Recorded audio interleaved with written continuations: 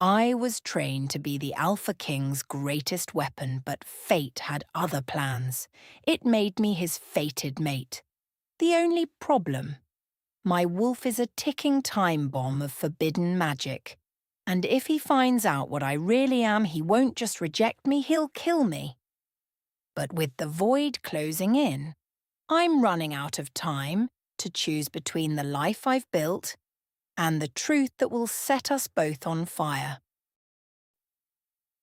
Hi. Welcome to Vine Romance, where love speaks and hearts connect. If you believe in beautiful love stories, hit subscribe, like, and comment. And kindly join our growing family. Let's grow in love together. The shadows were my only friends until they started trying to eat me alive. My pulse hammered against my throat like a trapped bird. Each beat a frantic warning that I was playing a game I was destined to lose. I pressed my back against the jagged black rock of the palace wall, making myself as thin as a whisper. The stone was ice cold, leaching the heat from my skin, yet I barely felt it. I was just a ghost in the king's house. Without warning, the heavy iron door of the council chamber creaked open. I held my breath, my lungs burning, my heart screaming at me to run. High Elder Vane stepped out, his face twisted into a mask of cruel delight. He was talking to his guard, and his voice scraped against my ears like dry leaves on stone. Because the void spirit was hungry, he said, the debt would be collected soon. My hands shook. I knew what that meant. My 10 years of hiding were coming to an end. Truth be told, I wasn't just hiding from the law, I was hiding from the monster I used to be. My wolf slept deep inside me, locked away by the void stitch, a magical scar that felt like a permanent ice pick in my soul. I was the king's shadow walker, his best spy, the ghost he couldn't see. Yet, I was rotting from the inside out. I reached out to touch the stone wall, but my fingers passed through the solid rock as if I were made of smoke. That was the price I paid.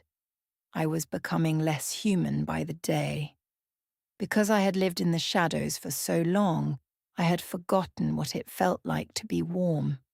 Soon after, Vane walked away, his heavy boots echoing in the empty hall. I let out a jagged breath, my skin prickling with cold sweat. I had to get back to my cell before someone noticed I was missing. I moved through the hallway, slipping between the shadows like a drop of ink in water. I was the ghost of Obsidian Peak. I was the silent watcher. I was the girl who had traded her claws for a decade of safety. Moments later, I turned the corner and almost collided with a guard. I froze, blending into the dark corner of the room, my heart skipping a beat. He passed right by, oblivious to the fact that his death was standing inches away, trembling with fear. I realized then that my safety was a lie. If the King's Council was talking about the debt, then Vane knew. He knew who I was.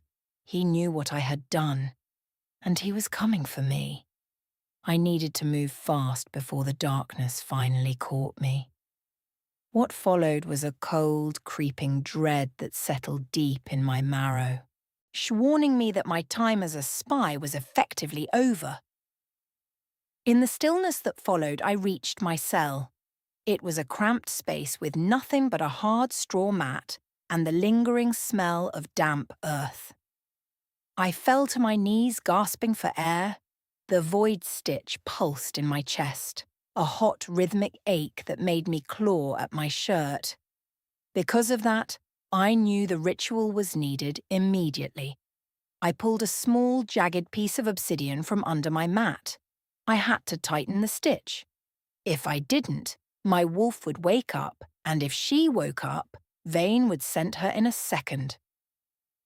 I drew a shaky breath, closing my eyes, and pressed the cold stone against the center of my chest. Pain tore through me. It wasn't a sharp sting, but a dull, heavy agony that made my vision swim. I bit my lip to stop a scream from tearing through the quiet palace. It felt like needles stitching my soul together. I held the stone there, forcing my magic to wrap around the spirit of the wolf that lived in my blood. Deep down, I knew the truth. The stitch was weakening. My hands grew numb as the magic leaked out, staining my fingertips with a faint, ghostly shadow. I wiped my hands on my tunic, my breathing finally slowing down. The room was dark, but my senses were sharp. I could hear the guard's footsteps 3 hallways away. I could smell the faint scent of rain on the wind. My life was a cage, but it was a safe cage. Maybe it was fate that brought me here. Maybe it was just luck. Either way, I was alive for another night. My wolf growled in the back of my mind, a low, rumbling sound that clawed at my senses. No, I thought, pushing her down, drowning her in the cold, dark waters of my will. I was the architect of my own prison. I was the jailer. I was the one who kept the monster at bay. Because the palace walls were thick with old magic, I couldn't hear the guards approaching until they were nearly at my door. I curled up on the mat, my body aching, my heart heavy with the weight of my secret. I closed my eyes, but sleep didn't come. The palace was too loud, too full of secrets, and I was at the center of it all. I wondered what would happen if I just let go. What if I let the wolf out? But the thought was too dangerous, too wild. I pushed it away, holding on to the darkness. I was a shadow walker, that was enough. I had to make it through the next day. I had to survive the king. Come morning, the air in the palace felt different, heavier, charged with a strange, prickly energy. I was summoned to the throne room, which happened only when Silas needed me. My stomach did a nervous flip. I smoothed down my simple linen dress, trying to calm my racing heart. I walked through the grand halls, keeping my head low. As the silence roared in my ears, I entered the chamber. Silas was standing by the window, his back to me. He was massive, a mountain of muscle and raw power. He didn't turn around, but I could feel his eyes on me. I stopped, bowing my head. "You called for me, my king," I whispered. He turned slowly. His eyes were like molten gold, burning with a fire that seemed to look right through my human mask. He stepped closer, his scent hitting me. Pine needles, wood smoke, and something dangerously sweet. It made my wolf stir, a flutter of golden wings in my chest. Because the scent was so strong, I stumbled back. He didn't let me fall. He reached out, his hand snapping out to catch my arm. His grip was firm, hot, and electric. The moment our eyes locked, the world seemed to shrink down until there was only him. "Elara," he said, his voice a low rumble that vibrated through my bones. He leaned in, his nose twitching near my neck. "You smell different today." I couldn't breathe. My heart was a drum, beating against my ribs. I tried to pull away, but he held me fast. I don't know what you mean, my king," I stammered, my voice trembling. He narrowed his eyes, a look of pure hunger crossing his face. "It's not a human scent, it's older, wilder." The tension broke the air between us, a crackling wire of desire and fear. He pulled me closer, his chest brushing against mine. I should have been terrified. Instead, I felt a strange sense of belonging. My wolf pressed forward, I begging to be let out. "Tell me," he growled, his lips inches from my ear. "What are you hiding?" Because I was a spy, I kept my eyes on the floor, terrified that if I looked at him, I would see he already knew. The wind carried his name. Shadows danced between us. I knew then that the lie was dead. I was his shadow. I was his spy. But I was also the one thing he feared most, and he was the only man who could destroy me. I took a deep breath, the taste of his skin filling my lungs. I was trapped, but for the first time in 10 years, I felt alive. I didn't know what would happen next, but I knew one thing. I would never be the same again. The heavy iron-bound doors of the corridor exploded inward, sending shards of stone flying like deadly hail. My world tilted. I didn't think so. I didn't plan. I simply reached into the darkness that always clung to my skin and pulled. Without warning, the air warped around me, turning into a liquid shadow that swallowed me whole. The guards didn't see me move. They only saw the empty space where I had been. Because I had spent years practicing this trick, I slipped past their clumsy, heavy strikes, my body feeling like smoke in a hurricane. I was a phantom, a whisper of death in the king's own hall. My wolf thrashed inside my chest, a caged animal clawing at the bars of my human ribs. "Let me out," she whimpered, her voice a low, burning static in my mind. I clamped down on her, choking the instinct to shift back. If I changed now, Vane would know exactly what I was. Moments later, the guard closest to me swung his iron mace, the metal singing through the air, a sound that signaled bone-shattering doom. I ducked, the wind of the swing ruffling my hair. I could see Silas across the corridor, his eyes glowing a brilliant, lethal gold. He wasn't using a sword, for he didn't need one. He was a force of nature. He threw a guard across the room with one hand, his strength tearing through the man's defense like paper. He looked at me. His gaze locked onto mine, and for a heartbeat he saw. He saw the way I moved, not human, but predatory. "Elara!" he roared, his voice a thunderclap that shook the very foundation of the spire. As the silence stretched between us, the guards hesitated, sensing the shift in the Alpha's mood. They drew back, their collective fear a thick, sour scent in the air. I stood amidst the rubble, my chest heaving, the shadow magic still humming under my skin. I knew I had revealed too much. My human mask was shattered. Deep down, I knew the truth. There was no going back to the shadows now. I was exposed. Silas crossed the distance between us in 2 long strides. He pinned me against the wall, his hand gripping my chin, forcing me to look up. His eyes were wide, burning with a mix of fury and something else, a starving kind of hunger. Because he was the king, he demanded answers. Because he was a wolf, he demanded my submission. "What are you?" he growled, his nose brushing against my cheek, his breath hot against my cooling skin. That wasn't human. No human moves like that. I tried to turn away, but he held me fast. "I am your shadow," I whispered, my voice trembling. "I am just a spy." "Liar," he snapped, his voice dropping to a low, a guttural purr. Before I could answer, a wall of the corridor crumbled and Vane's voice echoed from the shadows beyond, a chilling, mocking sound. He was here. He was coming for the debt. Silas didn't wait. He grabbed my hand, his grip crushing, his intentions clear. We couldn't stay in the palace. Vane had the guards, the council, and the Void Spirit's curse on his side. As if pulled by a string, we ran.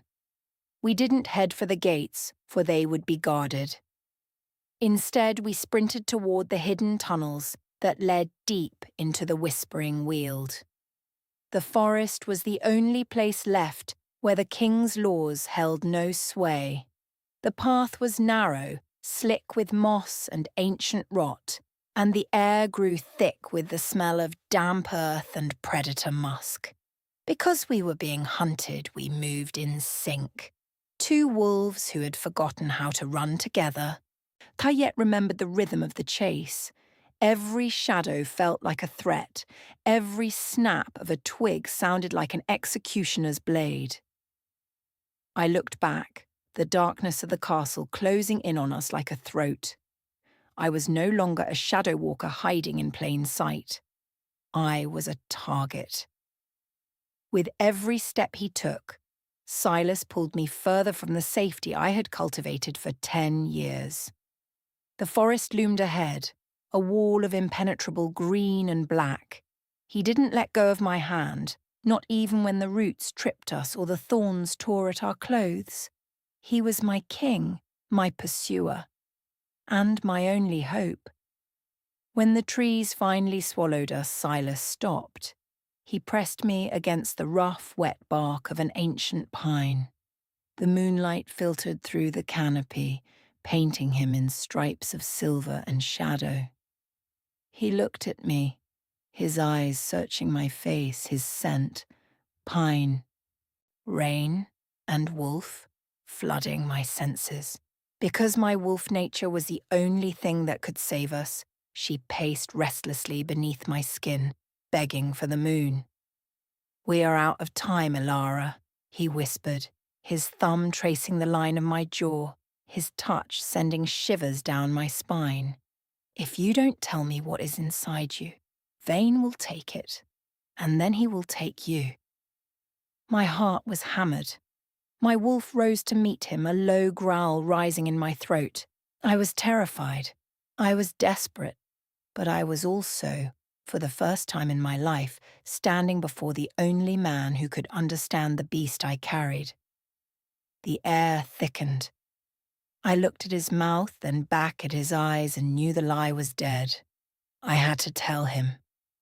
I had to trust him, or I would lose everything.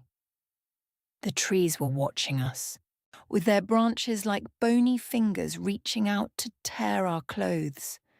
The air tasted like rot and regret. Without warning, Silas dropped his hand, his eyes burning into mine with a hunger that scared me. He wasn't just a king anymore. He was a wolf who had finally come home to the wild. Because the forest was a trap, we had to keep moving, but my legs felt like lead. He paced around me, his boots silent on the damp moss. He stopped and turned, the moonlight hitting his face, showing the hard lines of his jaw. He wasn't hiding his nature anymore. "The void stalkers will be on our scent soon," he said, his voice deep and rough. "You need to shift, Elara. I can't protect a human in these woods." I looked at him, my hands clenching at my sides. "I told you I can't," I whispered. Because my wolf was locked away by the void stitch. Our shifting felt like trying to tear my own soul apart. I looked at the dark trees, feeling the forest watch me with 1,000 hidden eyes. "Then you will die," Silas replied, not with cruelty, but with a terrifying, flat honesty. He took a step closer, his heat radiating off him like a furnace. He was a king. He was a wolf. He was my protector. Still, I couldn't move. My heart raced, not from fear of him, but from the terrifying possibility that he was right. I was a wolf. I was a predator. I was a weapon. But the shadow walker in me was screaming to stay small, to stay hidden. Truth be told, I was more afraid of my own power than I was of Vane. As if pulled by a string, we set up camp in a hollowed-out tree. The air was damp and cold, but Silas's presence made the space feel safe. He sat across from me, his eyes never leaving my face. "Why did you trade your claws?" he asked, his voice softer now. I looked at my hands, the skin pale and trembling. Because the forest was alive, the wind whispered through the leaves, mirroring the chaos in my mind. Vane killed my family, I said, the words tasting like ash. I thought if I gave up the wolf, he would forget I existed. I thought I could be free. You were never free, Silas said, reaching out to touch my hand. His skin was rough, a stark contrast to my own. You were just a ghost. In the stillness that followed, the weight of his words sank in. I felt the shadows move. I felt the forest shift. I felt the wolf stir. He was right. I hadn't lived for 10 years. I had only survived. I leaned into his touch, my body aching with a desperate, hungry need.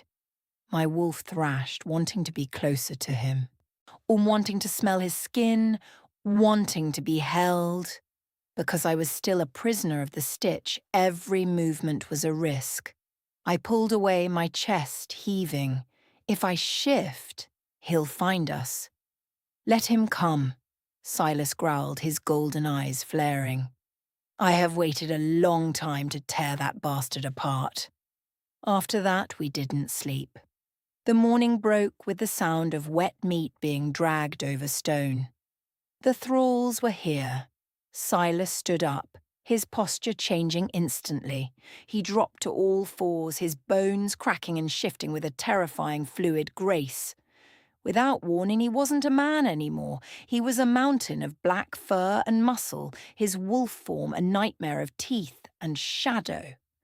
I backed away, my heart pounding. I was human, I was weak. And I was the only thing standing between them and the king. The thralls burst from the bushes, pale, our hollow-eyed things with no souls. They didn't scream, they just lunged.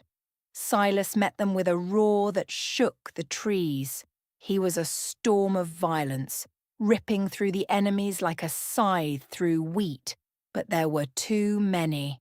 One thrall slipped past him, its dead eyes locked on me. It raised a jagged, rusted blade. Because the forest was alive, the shadows seemed to rise up to meet the thrall's feet, tangling them in roots. I didn't think so. I just reached for the darkness. I didn't shift, but I didn't have to. I threw my hand out and the air split. The thrall was thrown backward, crashing into a tree with a sickening crunch. With every step he took, Silas turned, his wolf form panting, his gold eyes wide with shock. He wasn't looking at me with hunger anymore. He was looking at me with awe. I stood there, my hands still smoking with shadow magic, my breath coming in jagged gasps. I had used my power, I had stopped hiding. The lie was gone, and for the first time I didn't feel like a ghost.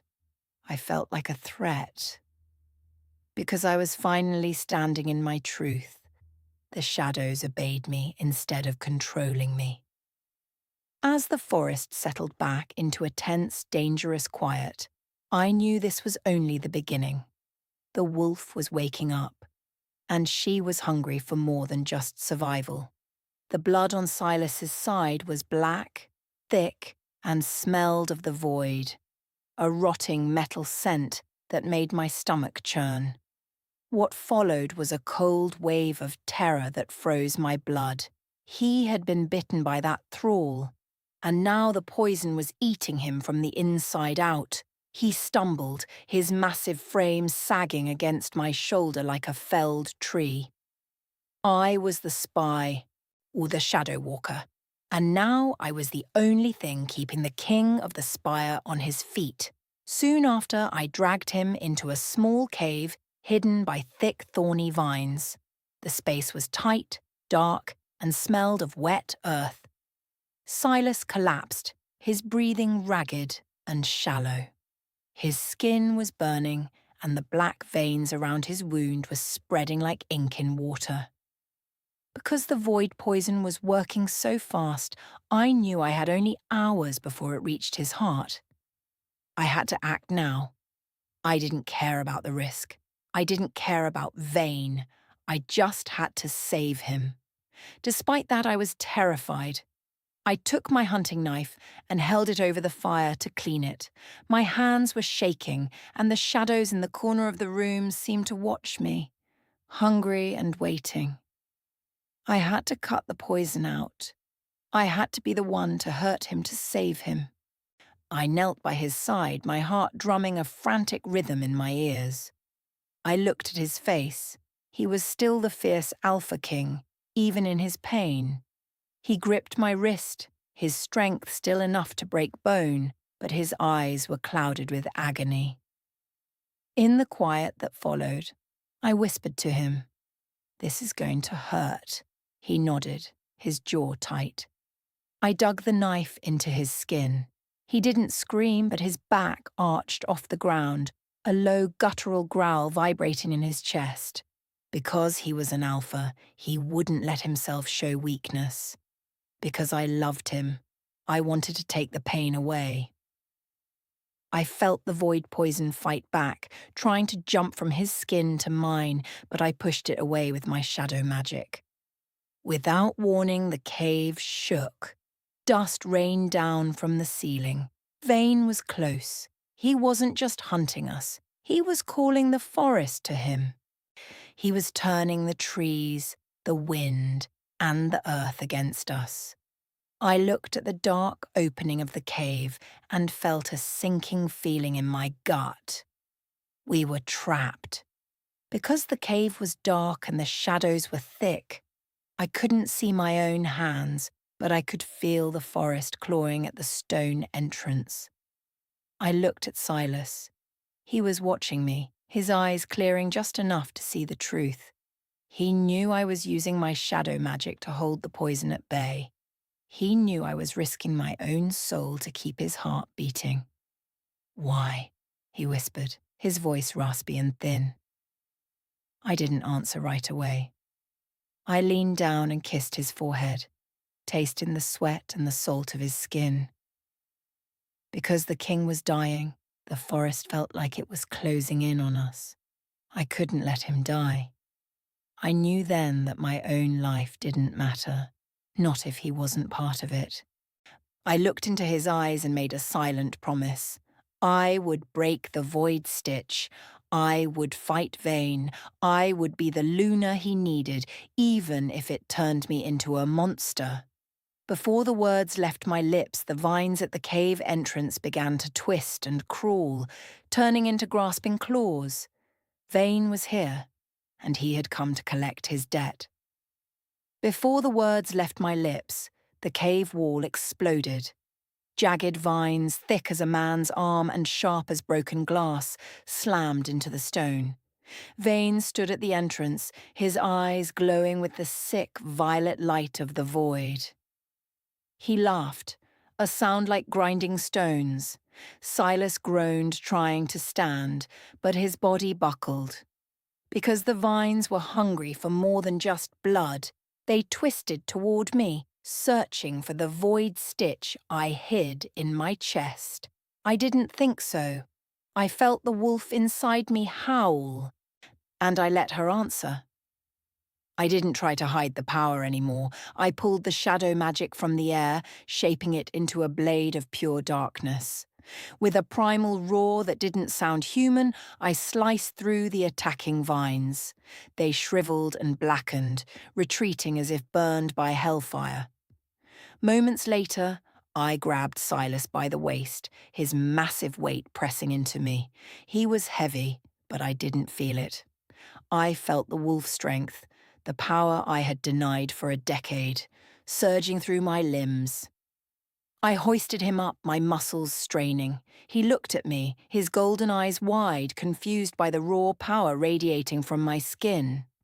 "Elara," he breathed, his voice broken. "Don't talk," I snapped, though my heart was breaking for him. I moved faster than any human, slipping through the forest like a shadow in the wind. As the mark tingled on my chest, I knew the void stitch was tearing. The pain was sharp, a burning iron brand, but I pushed it down. Because I refused to let him die, I ran until my lungs burned. I didn't stop until we were deep in the Forbidden Valley, a place where the moon's light turned the grass into silver needles. I laid him down on a bed of soft moss. Because his touch was electric, his fingers brushed my wrist, sending a jolt of pure desire through my veins. He was pale, sweating, his golden eyes searching my face for the woman he thought he knew. He wasn't just a king anymore. He was a man in need of his mate. I knelt over him, my breath catching as I unlaced his leather tunic. I leaned down, pressing my forehead against his. His skin burned like a fever. I kissed his lips, soft at first, then deep, hungry and desperate. It wasn't just a kiss. It was a promise. I would trade my humanity, my shadows, my very soul to keep him here. "I have you," I whispered, my voice thick with unshed tears. "I am not letting you go." "You are more than a spy," he murmured, his hands sliding into my hair, holding me close. "You are the storm." Still the danger grew. Outside the valley, I could hear Vane's thralls tearing through the woods. They were getting closer. I knew then that we couldn't hide. If we were to survive, I had to stop running. I had to become the wolf he needed. Meanwhile, I felt the connection between us tighten, a pulse of energy that made the very air around us shimmer. He was the fire, I was the shadow. He was the strength, I was the speed. He was the future, I was the power. It was a perfect dance of predator and protector. Because the king was dying, the forest felt like it was closing in on us, urging me to make a choice. As if pulled by a string, I made my choice. I stood up, feeling the void stitch crack further. I wasn't going to fix it this time. I was going to break it. I needed the wolf to win this war. Because I knew the stitch was a lie designed to keep me weak, I prepared to shatter the final seal. At that moment, the ground beneath my feet trembled.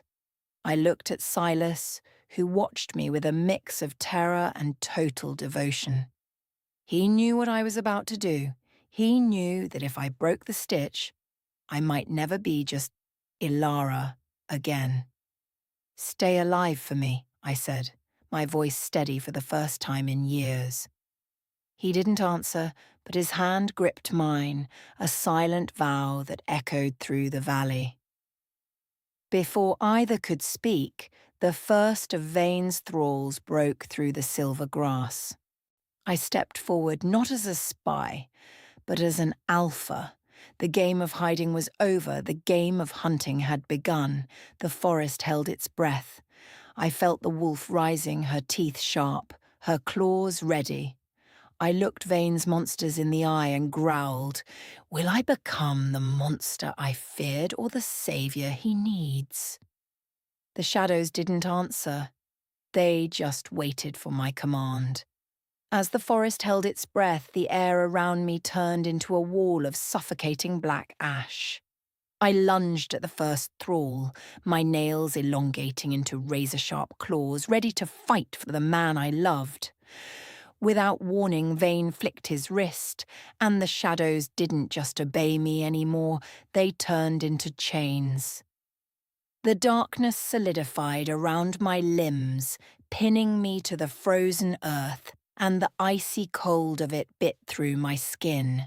My wolf screamed in my mind, but the void stitch clamped down, burning like a branding iron. Because Vane was a master of the void, he knew exactly how to twist my own power against me. Moments later, he strode forward, his footsteps silent on the forest floor.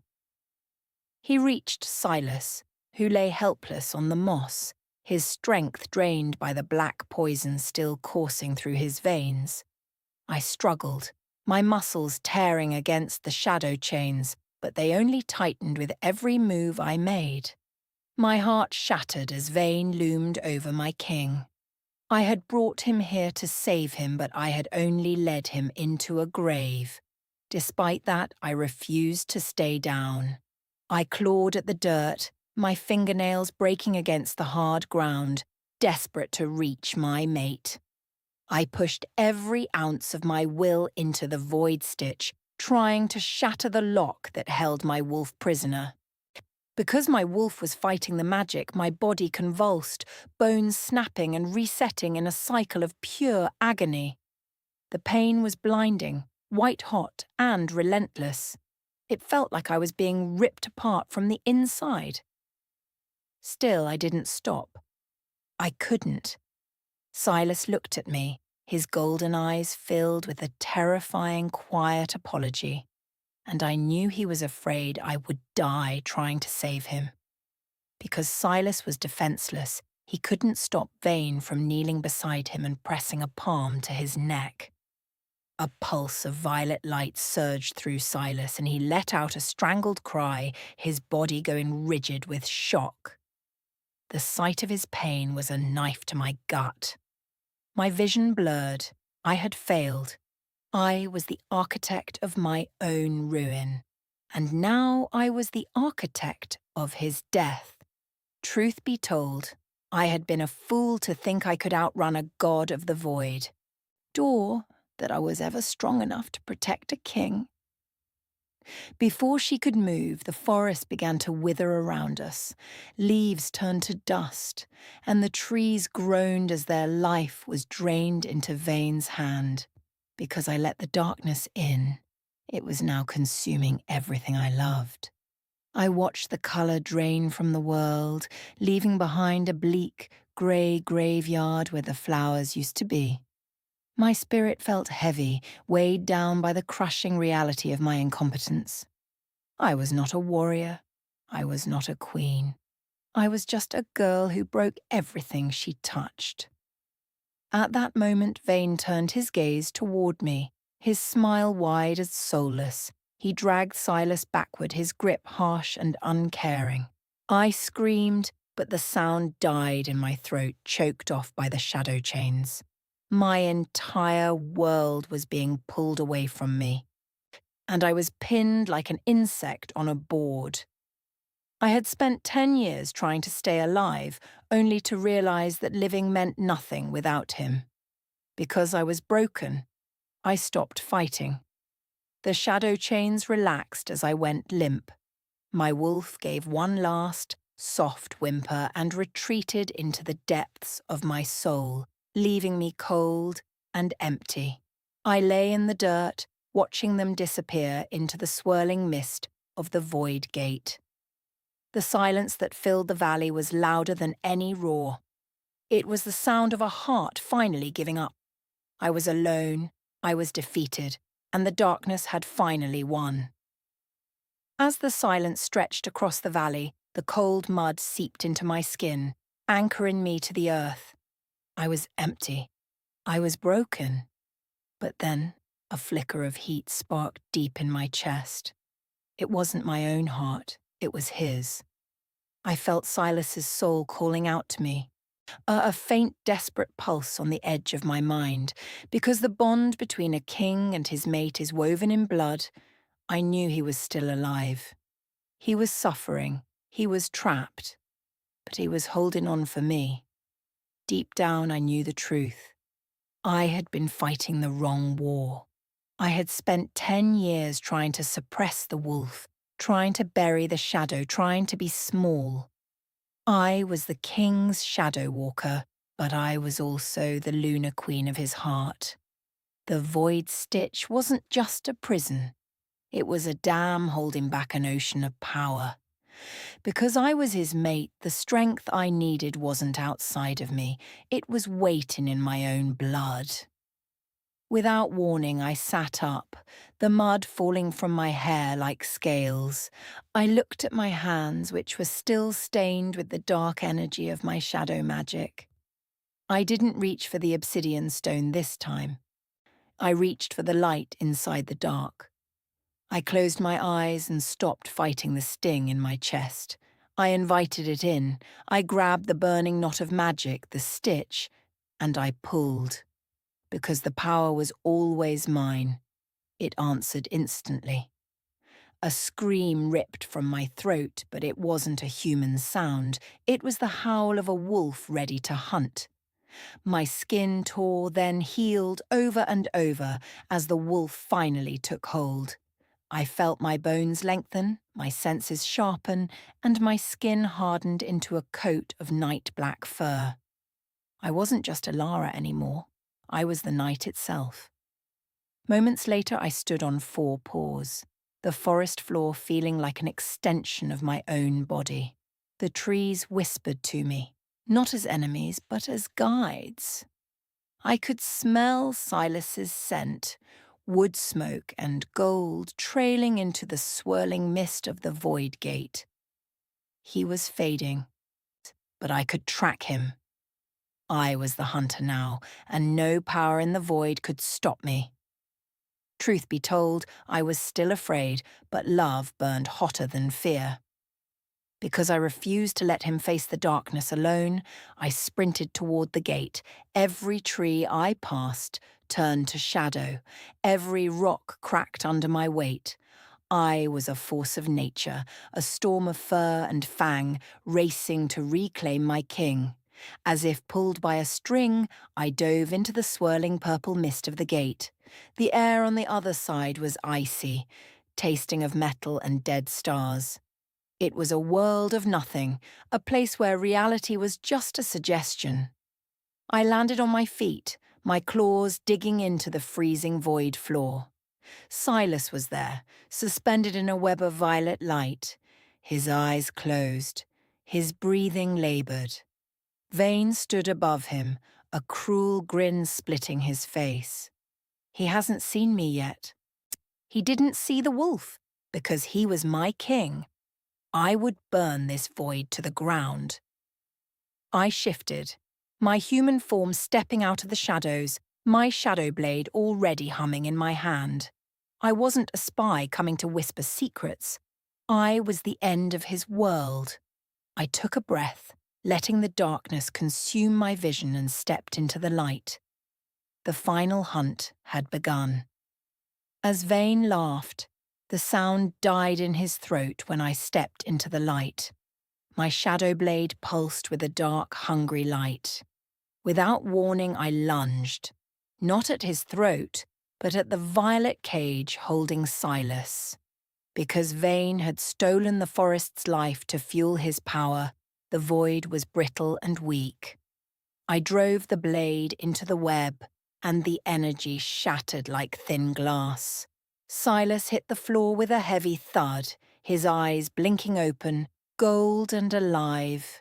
Moments later, Vane snarled, his hands crackling with raw, rotting magic. He threw a wave of violet fire, but I didn't dodge. I let the shadows swallow it. I was the shadow, I was the fang, I was the storm. My wolf thrashed beneath my skin, ready to finish this. With every step I took, the darkness of the void bowed to me. I wasn't just using the shadows, I was the master of them. Because the wolf was no longer a cage, I felt a rush of speed that blurred the world. I moved faster than Vane could blink. I was behind him before he could turn. My shadow blade carved a path of cold, clean silence. He tried to scream, but the darkness filled his lungs. He collapsed, his body dissolving into the grey mist of his own failed creation. Deep down, I knew the truth. The void had died the moment I stopped running. The gate began to buckle and collapse. I ran to Silas, my human heart pounding against his chest as I pulled him up. He was weak, he was broken, but he was mine. He gripped my face, his thumb tracing the line of my jaw with shaky fingers. "You did it," he whispered, his voice like silk. "We did it," I said, leaning my forehead against his.